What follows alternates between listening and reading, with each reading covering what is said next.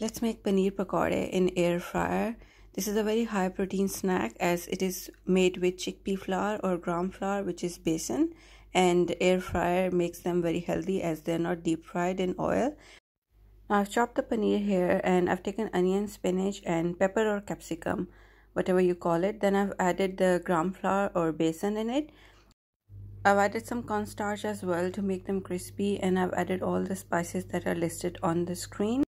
I've also added oil in the mixture here, and when you add the water, make sure to add it very gradually. Less water is more here because the spinach and onions will also release some water.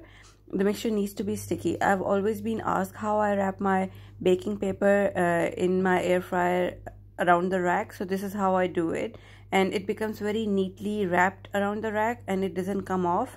But make sure that this is baking paper. Don't confuse the baking paper with butter paper. Butter paper is not used in air fryers or ovens. So then just air fry the pakoras. Don't brush or spray oil on the pakoras until they are absolutely ready.